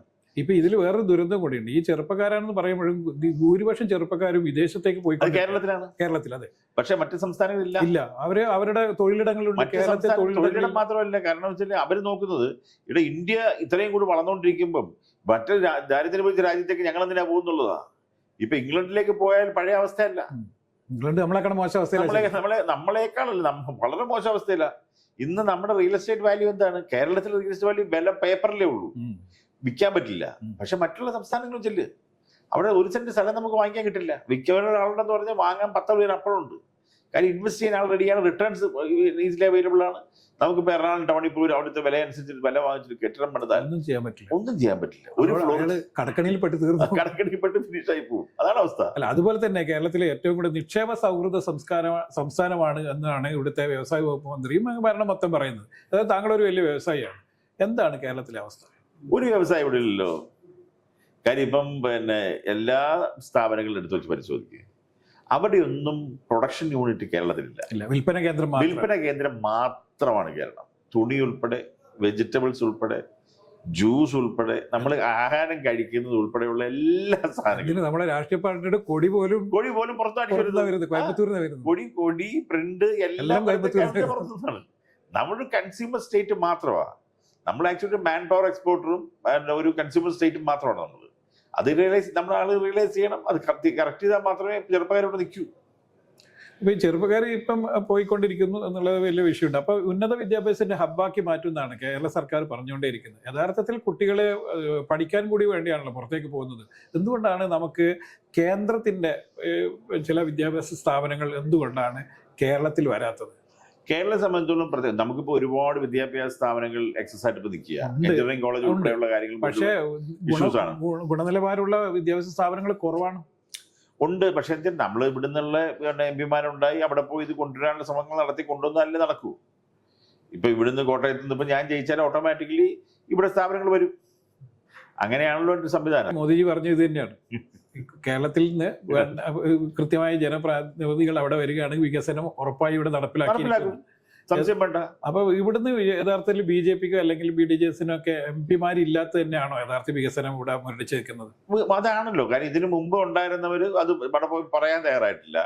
പക്ഷെ ഇന്നത്തെ സർക്കാർ അങ്ങനെയല്ല. കാരണം ഇന്നത്തെ സർക്കാരെ സംബന്ധിച്ചോളം അവിടെ MP-മാര് പോയി അവരുടെ ഓരോ പ്രദേശത്തെ ആവശ്യങ്ങൾ ആവശ്യപ്പെട്ടാൽ ചെയ്തു കൊടുക്കുന്നതാണ്. ഇതിപ്പോ സംസ്ഥാനത്തിന് മൊത്തത്തിലുള്ള കാര്യങ്ങളാണ് ഗവൺമെന്റ് ചെയ്തുകൊണ്ടിരിക്കുക. കഴിഞ്ഞ പ്രാവശ്യം ചെയ്തതിനേക്കാൾ 100 കോടി, ഏതാണ്ട് 1 ലക്ഷം കോടിയോളം കൂടുതലാണ് കേരള സർക്കാരിന് ഗവൺമെന്റ് ഓഫ് ഇന്ത്യ കൊടുത്തിട്ടുള്ളത് നമ്മുടെ ഇൻഫ്രാസ്ട്രക്ചർ ഡെവലപ്മെന്റുകളും കാര്യങ്ങൾക്ക് വേണ്ടിയിട്ട്. പക്ഷെ ഓരോ പ്രദേശത്തെ ഡെവലപ്മെന്റുകൾ നടക്കണമെങ്കിൽ അത് തീർച്ചയായും അതിന് അവിടെ MP ഉണ്ടാകണം. ഇപ്പൊ ഇവിടുത്തെ തന്നെ പ്രശ്നം, ഇവിടുത്തെ ടൂറിസം മേഖല കറക്റ്റ് ചെയ്യണമെന്നുണ്ടെങ്കിൽ ഇവിടെ MP ഉണ്ടാകണം. അപ്പം അല്ലെങ്കിൽ കേരള സംസ്ഥാന സർക്കാർ പറയുകയാണ് ഇങ്ങനെ ഞങ്ങൾക്ക് ഇന്ന, അങ്ങനെയല്ലോ കേരള സംസ്ഥാനം. കേരളം മൊത്തം എന്തെങ്കിലും ടൂറിസം ഡെവലപ്മെന്റ് വേണ്ടി ചെയ്യണമെന്ന് പറഞ്ഞാൽ നടക്കുമോ? അത് ഓരോ പെർട്ടിക്കുലർ ഏരിയയാണ്. ഇപ്പം കോട്ടയത്ത് ഞാനിപ്പോൾ MP ആയിട്ട് പോകുന്നു. ആ MP എന്നുള്ള നിലയ്ക്ക് എനിക്ക് റബ്ബറിന് ഇങ്ങനെ ഒരു പ്രശ്നമുണ്ട്, ഇന്നൊരു കാര്യമാണ്. അപ്പൊ അതുകൊണ്ട് ഇങ്ങനെ 250 രൂപയെങ്കിലും എനിക്ക് വില കിട്ടുന്നതിന് വേണ്ടിയിട്ടുള്ള നടപടി നമ്മുടെ ഭാഗത്ത് നടക്കണം. അതുകൊണ്ട് ഗവൺമെന്റ് പ്രത്യേക ദോഷം വരുന്നില്ല. അതിനകത്ത് ഇപ്പൊ നമുക്കറിയാം റബ്ബറിനെ സംബന്ധിച്ച് 250 രൂപയ്ക്ക് വാങ്ങിക്കുന്ന ഒരു സാധനം ഒരു ടയർ വാങ്ങിക്കാൻ വേണ്ടി പോയാൽ 1 കിലോ വെച്ച് നമ്മൾ കണക്ക് കൂട്ടി നോക്കിയാൽ അതിന്റെ മാർജിൻ എന്താണ്? നേരത്തെ പറഞ്ഞു 10-15 ഇരട്ടിയാണ്. അപ്പൊ അതുകൊണ്ട് അതിനകത്ത് വെറും ഇതിനകത്ത് നമ്മൾ ചോദിക്കുന്ന വെറും 40% ഉള്ളൂ. 40% പോലും ഇല്ല, 30% ബിലോ വരുന്നുള്ളൂ. ഇപ്പൊ 170-150 രൂപ ഉണ്ട്. അത് നേരെ ഒരു 60 രൂപ എന്ന് പറയാൻ വലിയ ഡിഫറൻസ് ആണ്. 70 രൂപ ഡിഫറൻസ് അല്ലേ ഉള്ളൂ. ഇപ്പൊ പകുതി ആൾക്കാരും യഥാർത്ഥത്തിൽ റബ്ബർ വെട്ടി അവിടെ പോയി. പ്രതീക്ഷ നഷ്ടപ്പെട്ടു പോയത് ആരും പോയി ചെയ്യാനില്ല. ഞാനൊരു കഴിഞ്ഞ ദിവസം ഒരു ഇന്റർവ്യൂ ഞാൻ പറഞ്ഞു, കാര്യം ഇപ്പൊ ഇവിടെ കേന്ദ്രത്തിൽ ഇരിക്കുന്നവർക്ക് പലർക്കും റബ്ബർ ഉണ്ടോ എന്ന് പോലും അറിയുമെന്ന് എനിക്കറിയില്ല. വളരെ കുറച്ചല്ലേ വളരെ കുറച്ചുള്ള ഒരു സാധനമാണ്. കാരണം ഇന്ത്യ എന്ന് പറഞ്ഞാൽ വലിയ രാജ്യമാണ്. പക്ഷെ വലിയ കയറ്റുമതി അടക്കം ചെയ്തിരുന്നവരെ നമ്മൾ റബ്ബറിൽ നമ്മൾ ഭയങ്കര സ്വയംപര്യാപ്തം നേടുകയും കയറ്റുമതിയൊക്കെ ഇപ്പം അത് തന്നെ. ഇപ്പൊ 35% റബ്ബർ ഇല്ല. ഇപ്പൊ റബ്ബർ നേരത്തെ ഉണ്ടായിരുന്ന പല റബ്ബർ തോട്ടങ്ങളും വെട്ടി മാറ്റി അവിടെ പൈനാപ്പിൾ കൃഷി ആരംഭിച്ചിരിക്കുന്നത്. ഇതുപോലെ തന്നെ വലിയൊരു വിഷയം നമ്മൾ നേരിടുന്ന റെയിൽവേ വികസനവുമായി ബന്ധപ്പെട്ടാണ്.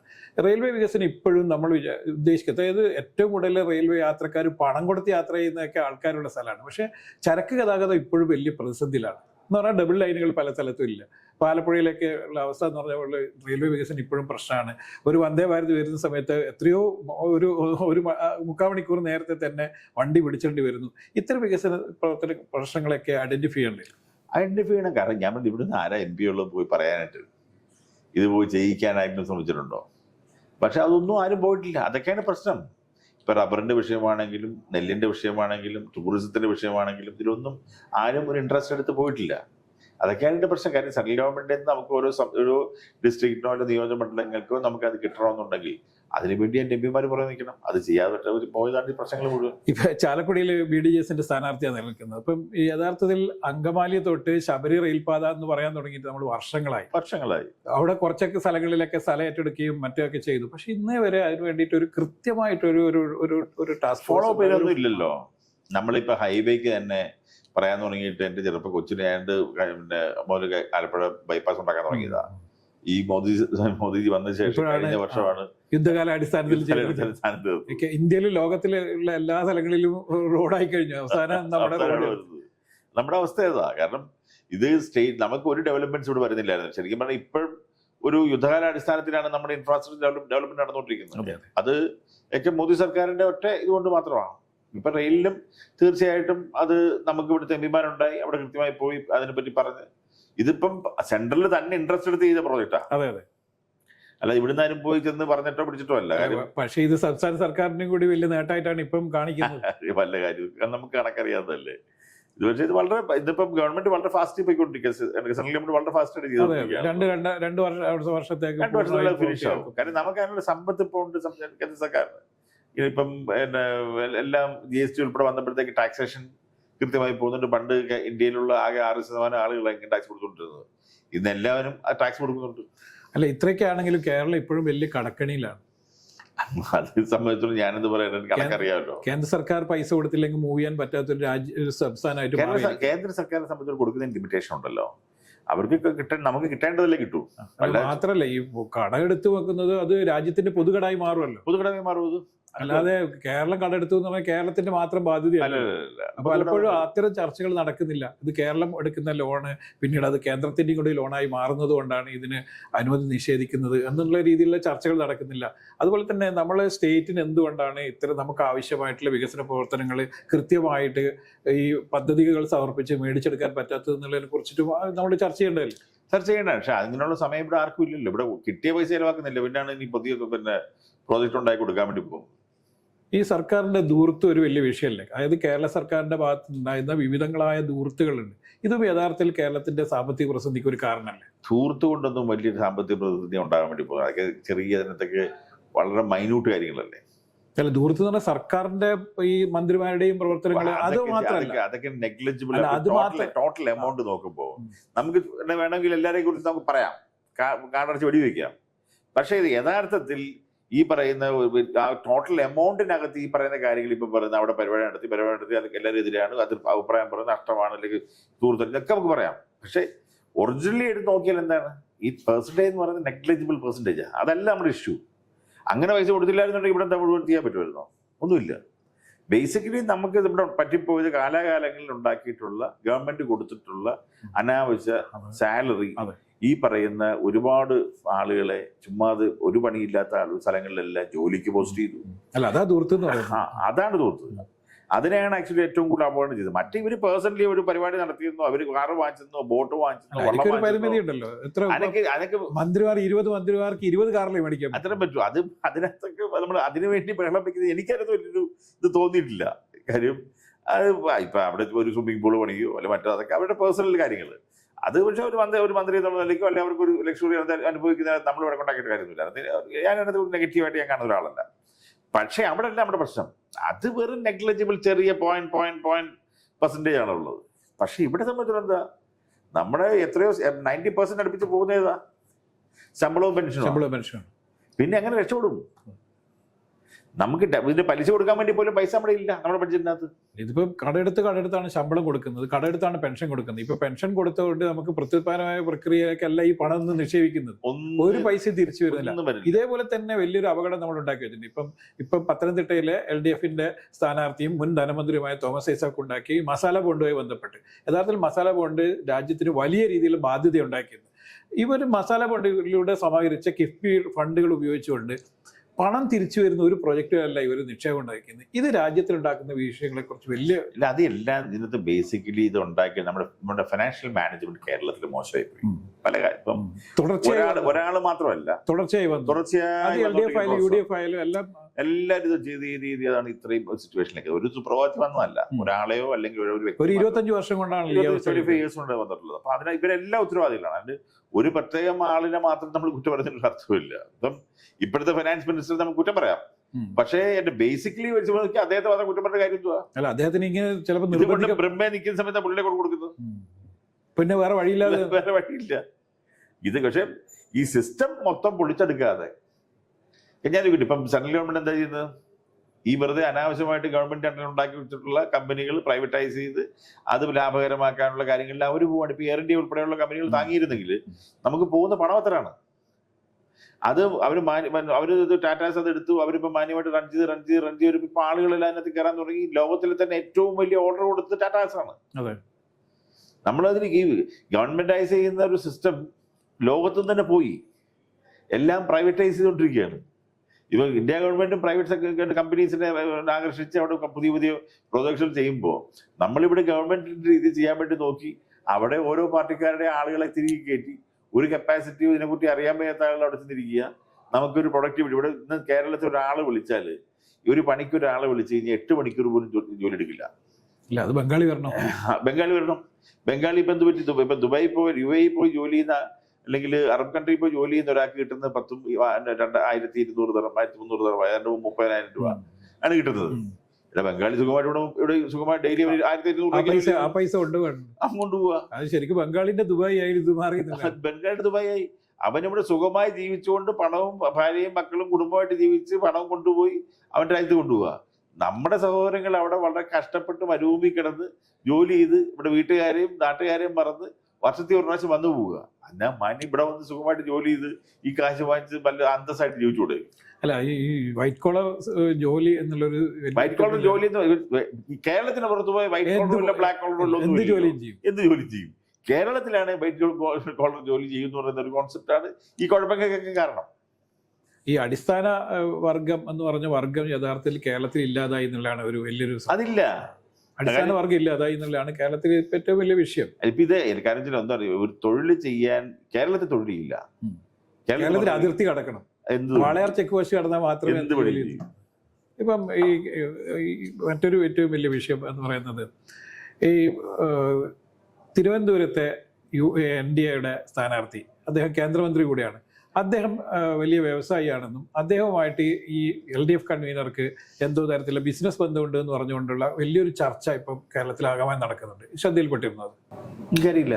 അതായത് EP ജയരാജനും ഈ പറയുന്ന NDAയുടെ സ്ഥാനാർത്ഥിയായ കേന്ദ്രമന്ത്രിയായ രാജീവ് ചന്ദ്രശേഖരും തമ്മിൽ എന്തോ തരത്തിലുള്ള വലിയ വ്യവസായ കണക്ഷൻ ഉണ്ട് എന്നും യഥാർത്ഥത്തിൽ CPM ഇത്തരം സ്ഥാനാർത്ഥികളെയൊക്കെ സഹായിക്കാൻ വേണ്ടിയിട്ടുള്ള അണിയറ പ്രവർത്തനങ്ങൾ നടത്തുന്നു എന്ന് പറഞ്ഞുകൊണ്ട് VD സതീശനും അതുപോലെ തന്നെ പ്രതിപക്ഷ നേതാവ് VD സതീശനും KPCC പ്രസിഡന്റ് K സുധാകരനും ഒക്കെ അത്തരത്തിലുള്ള ഒരു വലിയൊരു വിവാദം ഉയർത്തിയിട്ടുണ്ട്. കഴിഞ്ഞ ഇന്നലെയും ഇന്നും അത് വലിയ സംഭവമായി ചർച്ചയായി നടക്കുന്നു. ശ്രീ രാജീവ് ചന്ദ്രശേഖർ അദ്ദേഹം എന്റെ വളരെ അടുത്ത സുഹൃത്താണ്. അതുകൊണ്ടാണ് ചോദ്യം. അങ്ങനെ ഒരു ബന്ധമുള്ളതായിട്ട് എനിക്കറിയില്ല. അദ്ദേഹത്തിന്റെ റിസോർട്ടും EP ജയരാജന്റെ മകന്റെ വിവാദമായ കണ്ണൂരിലെ റിസോർട്ടും തമ്മിൽ ടൈപ്പ് ഉണ്ടെന്നും ഇവർ തമ്മിലുള്ള വലിയ വ്യവസായ ടൈപ്പുകൾ നടക്കുന്നുണ്ട് എന്ന് പറഞ്ഞിട്ട് വലിയൊരു ചർച്ച ഇവിടെ. അത് ഏത് തരത്തിലുള്ള കഥകൾ ഇങ്ങനെയുള്ള സിറ്റുവേഷൻ ഉണ്ടാക്കുമല്ലോ, അതായിട്ട് ഞാൻ കാണുന്നുള്ളൂ. അല്ല, ഞാൻ ചോദിക്കാൻ കാരണം ഒരിക്കലും അല്ല, കാരണം നല്ല ബന്ധമുണ്ടെന്ന് എനിക്കറിയാം. അല്ല, ഇത് അവിടെ വളരെ ശക്തമായി തന്നെ അദ്ദേഹം മത്സരിക്കുകയാണ്. അദ്ദേഹം ഞാൻ കഴിഞ്ഞ ദിവസം അവിടെ പോയിരുന്നതാണ്. അവിടെ ഈ പറയുന്നത് ഏറ്റവും കൂടുതൽ പുള്ളിയുമായി കുസ്തി പിടിച്ചുകൊണ്ടിരിക്കുന്നതും LDF ആണല്ലോ. അല്ലാതെ അവിടെ UDFന്റെ കാൻഡിഡേറ്റ് പുള്ളിയുടെ മുമ്പിൽ പിന്നെ വളരെ ശോചനീയാവസ്ഥയാണ് അവിടെ ഉള്ളത്. കാരണം വെച്ചാൽ അദ്ദേഹം കുറെ വർഷങ്ങളായിട്ട് ഈ ഓഫർ കൊടുത്തു ഓഫർമാൻ എന്നാണ് പുള്ളി അവിടെ വിളിക്കുന്നത്. 15 വർഷമായിട്ട് ഓഫറാണ് മൊത്തം. ഈ ഓഫർമാൻ ഇതുവരെ ഒന്നും ചെയ്യാൻ പറ്റിയിട്ടില്ല. ബാറ്റന്റെ ഷോറൂമിൽ മൊത്തം 50% റിഡക്ഷൻ പറഞ്ഞതുപോലെ ഒരിക്കലും റിഡക്ഷൻ ഇല്ല, സെയിം വിലക്കാ വിൽക്കുന്നത്. പക്ഷെ മാത്രം ഈ ഓഫർ അല്ല വേറൊന്നും ഇല്ല. ഈ ഇപ്പം അവിടെയുള്ള ആൾ പറയുന്ന ഓഫർമാൻ എന്താ? ഇപ്പൊ ഇങ്ങനെ ഓഫർ കൊടുക്കുക അല്ലാതെ ഇതുവരെ ഒന്നും ഇംപ്ലിമെന്റ് ചെയ്യാൻ പറ്റിയിട്ടില്ല പുള്ളിക്ക്. പക്ഷെ രാജീവേട്ടന് വന്ന് അദ്ദേഹത്തെ സംബന്ധിച്ചിടത്തോളം ഇതെല്ലാം ഇംപ്ലിമെന്റ് ചെയ്യുന്ന ആളാണ്. അതുകൊണ്ട് തന്നെ ജനത്തിന് ഈ പറയുന്ന UDF കാൻഡിഡേറ്റിനെ പോലും അവിടെ പിക്ചറിലില്ല. അവിടെ LDF ആയിട്ടാണ് ഫൈറ്റ് നടക്കുന്നത്. ഇന്ത്യയിൽ തന്നെ വലിയ വിപ്ലവങ്ങൾ സൃഷ്ടിച്ച ഒരു മനുഷ്യനാണ് അത്. ഈ മൊബൈൽ രംഗത്തൊക്കെ വലിയ വിപ്ലവം ചെയ്തിട്ടുള്ള ആളാണ്. IT രംഗത്തുള്ള ആളാണ് പുള്ളി. വലിയ രാജ്യസ്നേഹിയാണ്. ഈ ഇതുമായിട്ട് ബന്ധപ്പെട്ട് തന്നെ EP ജയരാജൻ ഒരാഴ്ച മുന്നേ പറഞ്ഞിട്ടുണ്ടായിരുന്നു, കേരളത്തിൽ യഥാർത്ഥത്തിൽ BJP-യുടെ എല്ലാ സ്ഥാനാർത്ഥികളും ഗംഭീര സ്ഥാനാർത്ഥികളാണ് എന്നും നമ്മൾ തമ്മിലാണ് മത്സരം നടക്കുന്നത് എന്നുള്ളത് യഥാർത്ഥത്തിൽ കേരളത്തിൽ അങ്ങോളം ഈ ജയരാജൻ പറഞ്ഞ അവസ്ഥയിൽ തന്നെയാണോ? ഒരുവിധ സ്ഥലങ്ങളിൽ അതാണല്ലോ അവസ്ഥ. ശക്തമായിട്ടുള്ള മത്സരങ്ങൾ നടക്കുന്നത് ഇപ്പോൾ ശരിക്കും പറഞ്ഞ NDAയും LDFും തമ്മിലാണ്. ത്രികോണ മത്സരം ഇല്ല. അപ്പോൾ ത്രികോണ മത്സരം പല സീറ്റുകളും ഇല്ലല്ലോ. മത്സരത്തിന് സൈഡിൽ കൂടെ നിൽക്കുന്നതല്ലാതെ അവർ ശക്തമായിട്ടുള്ളത് പല സ്ഥലങ്ങളും കുറവാ. അല്ല, ആദ്യം പറഞ്ഞത് തിരുവനന്തപുരം, ആറ്റിങ്ങൽ, തൃശ്ശൂരിൽ, അതുപോലെ തന്നെ പാലക്കാട് തുടങ്ങിയ സ്ഥലങ്ങളിലാണ് ത്രികോണ മത്സരം എന്നാണ് പറഞ്ഞിട്ടുണ്ടായിരുന്നത്. ഇപ്പം പറയുന്നത് കേരളത്തിൽ മൊത്തത്തിൽ ത്രികോണ മത്സരം ഇല്ല, NDAയും LDFും തമ്മിലാണ് മത്സരം നടക്കുന്നതാണ് ജയരാജന പറഞ്ഞത്. അല്ല, അത് കുറെ സ്ഥലങ്ങളിൽ അങ്ങനെ ഉണ്ട്, മുഴുവൻ സ്ഥലത്തല്ല, കുറെ സ്ഥലങ്ങളിൽ അങ്ങനെ ഉണ്ട്. ഇപ്പൊ ഇവിടെ കോട്ടയം എടുത്ത് പരിശോധിച്ചാൽ എന്താ അവസ്ഥ? കോട്ടയം നടക്കുന്നത് ശരിക്കും പിന്നെ LDFും NDA ആയിട്ടാണ്. കോൺഗ്രസ് തന്നെ പിക്ചറിലില്ല. അല്ല, കോൺഗ്രസ് മത്സരിക്കത്തില്ല ഇവിടെ. ഇവിടെ യഥാർത്ഥത്തിൽ മാണി കോൺഗ്രസും ജോസഫ് കോൺഗ്രസും തമ്മിലാണ് മത്സരം. ഈ പറഞ്ഞ ജോസഫ് കോൺഗ്രസിന് ഇവിടെ പിന്നെ പിക്ചറേ ഇല്ലല്ലോ. കാരണം അവരുടെ സംഘടനാ സംവിധാനം അറിയാമല്ലോ, ഞാൻ പറയാതെ എന്താ ഉള്ളത്. അല്ല, അവര് തെരഞ്ഞെടുപ്പ് പാർട്ടിയാണ്. തെരഞ്ഞെടുപ്പ് വരുമ്പോ എല്ലാം കൂടെ ഒരുമിച്ച് വെക്കുക, മത്സരിക്കുക, അത് കഴിഞ്ഞാൽ പിന്നെ തീർന്നു. പലയിടത്തും ത്രികോണ മത്സരങ്ങൾ അല്ലാതായിക്കൊണ്ടിരിക്കുകയാണ്. അതാണ് അദ്ദേഹം പറഞ്ഞത്. കാര്യം അദ്ദേഹം ഒരു വളരെ സൂക്ഷ്മമായ രാഷ്ട്രീയം പഠിക്കുന്ന മനസ്സിലാക്കുന്ന ഒരാളാണല്ലോ. അതുകൊണ്ടാണ് അദ്ദേഹം പറഞ്ഞത്.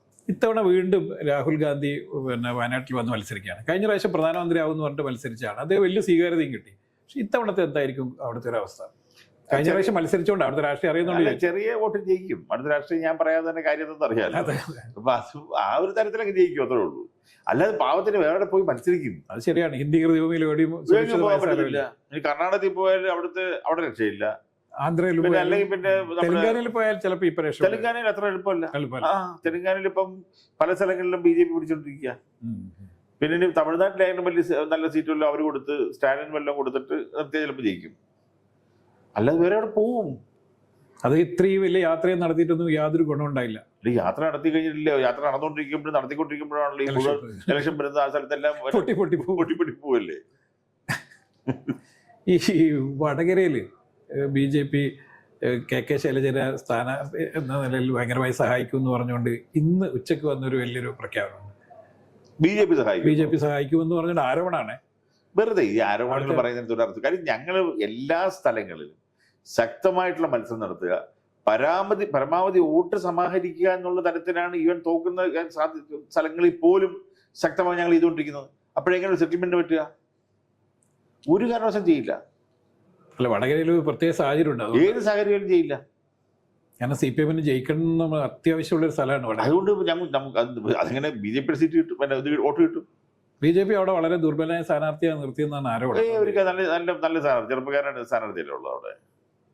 ഒരു കുഴപ്പമുള്ള സ്ഥാനാർത്ഥി, നല്ല സ്ഥാനാർത്ഥിയാണ്. മറ്റൊരു ലാസ്റ്റ് ആയിട്ടുള്ള ചോദ്യം, മോദിജി ഏറ്റവും കൂടുതൽ ഫോക്കസ് ചെയ്തേക്കുവാണ് കേരളം.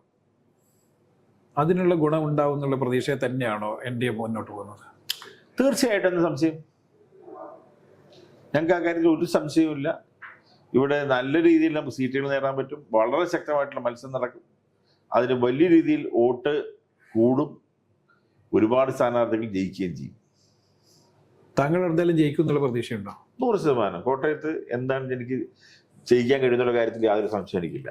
ഈ പല സ്ഥലങ്ങളിലും ഇപ്പൊ രാജീവ് ചന്ദ്രശേഖർ മത്സരിക്കുന്നിടത്ത് ഒരു കേന്ദ്രമന്ത്രി ഉണ്ടാവും എന്ന് പറയുന്നുണ്ട്. ആറ്റിങ്ങലിലും V മുരളീധരൻ ഒരു മന്ത്രി ഉണ്ടാവും എന്ന് പറയുന്നുണ്ട്. സുരേഷ് ഗോപിയും മന്ത്രിയാവും എന്ന് പറയുന്നുണ്ട്. താങ്കൾ മന്ത്രിയാവും എന്നുള്ളൊരു പ്രതീക്ഷയുണ്ടോ? അത് തീരുമാനിക്കേണ്ടത് ഞാനല്ല. അല്ല, എങ്കിൽ പോലും ഘടകകക്ഷിയാണ്, പ്രധാനപ്പെട്ട ഘടകകക്ഷിയാണ്. ഒരു ഘടകകക്ഷിയുടെ കൂടെ ഒരാൾ പാസ്സായാൽ എന്താവും എന്നുള്ളത് എനിക്ക് അറിയാമല്ലോ, ഞാൻ പറയേണ്ട ആവശ്യമില്ല. ലാസ്റ്റായിട്ട് ഈ തൊട്ടടുത്ത പത്തനംതിട്ടയിൽ AK ആന്റണിയുടെ മകനാണ് ഇത്തവണ മത്സര രംഗത്തുള്ളത്. AK ആന്റണിയുടെ മകൻ മത്സരിക്കുന്നതും K കരുണാകരന്റെ മകൾ പത്മജ അവിടെ തെരഞ്ഞെടുപ്പ് പ്രചരണത്തിനൊക്കെ വരുന്നത് വലിയ രീതിയിൽ വലിയൊരു ആവേശം ഉണ്ടാക്കും എന്ന് തോന്നുന്നുണ്ടോ? ഒരുപാട് വ്യത്യാസങ്ങൾ ഉണ്ടാകുന്നുണ്ട്. നല്ലതാണത്. നല്ല രീതിയിൽ അനിൽ ആന്റണി ഇലക്ഷൻ പ്രവർത്തനങ്ങൾ നടത്തുന്നുണ്ട്. അവിടെ പൊതുജന പിന്തുണ പുള്ളിക്കുണ്ട്. കാര്യം BJP-യുടെ ആളുകളെല്ലാം വളരെ ആവേശത്തോടുകൂടിയാണ് ഏറ്റെടുത്തിട്ടുള്ളത്. അതുകൊണ്ട് തന്നെ NDA-യുടെ മുഴുവൻ പ്രവർത്തകരും വളരെ സജീവമായി പ്രവർത്തിക്കുന്നുണ്ട്. വലിയ രീതിയിലുള്ള വ്യത്യാസങ്ങൾ അതിലൂടെ ഉണ്ടാക്കും. ഞാൻ ചോദിച്ചത്, ഈ അടുത്ത കാലത്ത് BJP-യിൽ വന്ന PC ജോർജ് പറഞ്ഞത് KK ആന്റണിയുടെ മകനെ ആർക്കും അറിഞ്ഞൂടാ, അവിടെ ഒരു പ്രസക്തി ഇല്ലാത്തൊരു സ്ഥാനാർത്ഥിയാണ് എന്ന് വേറെയാണ് ചോദിച്ചത്. ഈ കേരള പൊളിറ്റിക്സിൽ എന്തെങ്കിലും അറിയാവുന്ന ആൾക്ക് ശ്രീ AK ആന്റണി എന്ന് പറയുന്ന ആളെ അറിയാൻ വയ്യ, അദ്ദേഹത്തിന്റെ മകനെ അറിയാൻ വയ്യ എന്ന് പറഞ്ഞാൽ ഞാനതിന് എന്തെങ്കിലും മറുപടി പറയുക ഇപ്പൊ ഈ ഇലക്ഷൻ സമയത്ത് ഒരു മറുപടി പറയുന്നത് ശരിയല്ല. ശരിയല്ല. ഓക്കെ, ഇത്രയും തിരക്കുകളായി സഹകരിച്ചു.